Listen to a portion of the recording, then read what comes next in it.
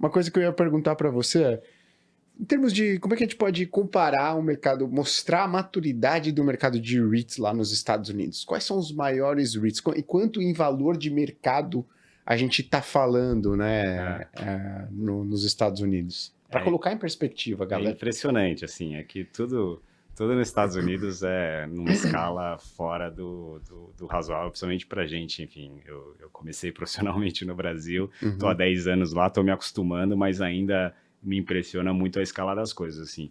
Você tá falando, assim, hoje, listados, e você mesmo comentou, né, que teve uma meio que depreciação de valor nos REITs, mas hoje listados está falando de um mercado de 1,4 trilhões de dólares, que é, se não me engano, é uns 2/3 do PIB brasileiro, assim. Então, você está falando de 2/3 de Brasil, é o mercado de REITs nos Estados Unidos, né? Deve ser o PIB do México esse Uhum. negócio. Então, é um negócio muito grande, efetivamente, em ativos a valor de mercado dentro dos REITs, né? Sem considerar, porque isso é o equity value, né? Sem considerar a dívida, você está falando de quase 4 trilhões de dólares 4 de trilhões? valor de ativos dentro do negócio, então assim, é fora do razoável, Mas tá? peraí, por que tem essa diferença aqui de 1,4 tri para 4 trilhões? Porque é tudo alavancado, né? Você tem dívida, então Ah, é o tá. equity velho. Legal, legal.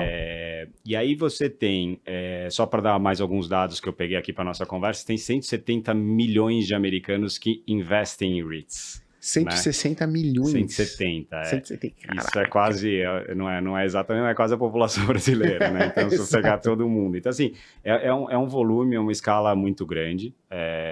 E aí, com esse volume, com essa escala, também te permite a ter uma certa granularidade e sofisticação maior, né? Então, quando você Uhum. olha, assim, para as classes dos REITs, cara, você tem 17% mais ou menos, vou falar isso, mas os maiores REITs é varejo, né, o retail que eles falam, e aí você está muito atrelado a shopping malls, open malls, que é uma coisa muito forte nos Estados Unidos, né, uma classe de ativos muito Uhum. forte nos Estados Unidos, até perdeu valor recentemente, mas muito forte, tá? E tem alguma recuperação. O residencial é um dos maiores REITs, é uma coisa que a gente faz ali no mercado privado, a gente é focado nisso, mas é um dos maiores, enfim, classe de ativos imobiliários e de REITs. E o terceiro é o que eles têm chamado de tecnologia, tá? Tecnologia envolve data center, e envolve torres de telefonia, por exemplo, telecom, que Uhum. eles falam, tá? E aí até numa das suas perguntas falou, o REITs como mercado, né, como índice, ele tem andado meio de lado, mas tem suas peculiaridades, né? Quando você pega essa classe de ativos de data center, de telecom, são classes de ativo, que nos últimos 5 anos compostos, elas cresceram muito, exatamente porque elas estão atreladas ao que a gente estava falando da onda de inteligência Entendi. artificial, né? Isso tudo está interligado. Uhum. Essa classe de ativos, na verdade, que provê a infraestrutura para a gente ter essa revolução que a gente estava conversando. Legal. Então, essa é uma forma de jogar o mercado, né? A história da corrida do ouro, você vendendo picareta, né? Sim. Essa é uma das formas de jogar o cara que está vendendo a picareta e não necessariamente o cara que vai pegar o ouro lá, que às vezes é Sim. difícil saber quem vai ganhar a Sim, corrida, né? exato. Então,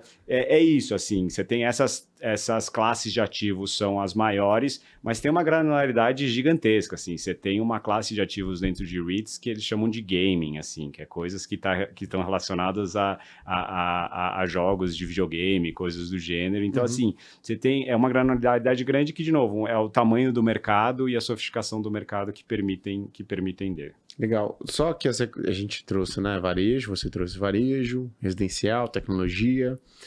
E aí você falou, pô, tecnologia foi muito bem nos últimos 5 anos. Ou seja, se a gente analisar os REITs lá, os índices compostos, a gente vai ver que, pô, que não tá tão legal e tal.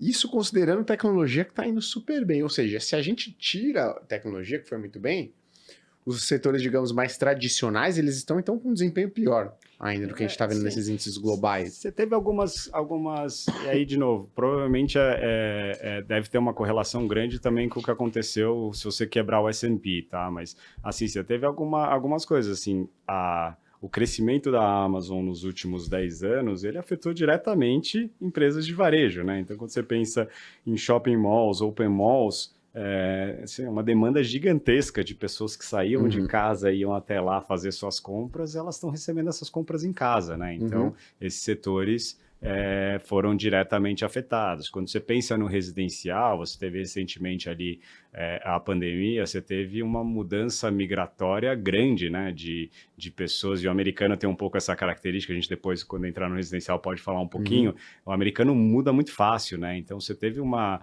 mudança, cara, secular, assim, de pessoas saindo de estados do norte, cidades como Chicago, como Detroit, e indo morar na Flórida, indo morar no Texas. Pessoas saindo da Califórnia por outros motivos, indo morar no Texas. Esses fluxos migratórios, eles pegam, que são... não acontecem toda hora, né? Mas eles acontecem de tempos em tempos. Eles pegam REITs de pé trocado, né? Porque você não consegue. As pessoas estão mudando de Chicago para Flórida. Você não consegue pegar o prédio de Chicago e levar para Flórida, né? Você tem que construir lá e você não sabe o que fazer com isso. Então, você tem um reshuffle ali que os REITs precisam fazer, e é muito isso que aconteceu nos últimos anos. E aí, naturalmente, como é um mercado líquido, a tendência é que o preço da ação não ande muito, né, enquanto isso está acontecendo, mas depois que esse negócio é reposicionado, você tem um potencial de ganho interessante. Tá? Legal. Então, eu acho que é mais ou menos assim que eu te diria, usando 2 exemplos, tá? Mas certamente tem um reshuffle entre outras categorias que fizeram com que esse negócio andasse mais de lado aí nos últimos anos. Legal.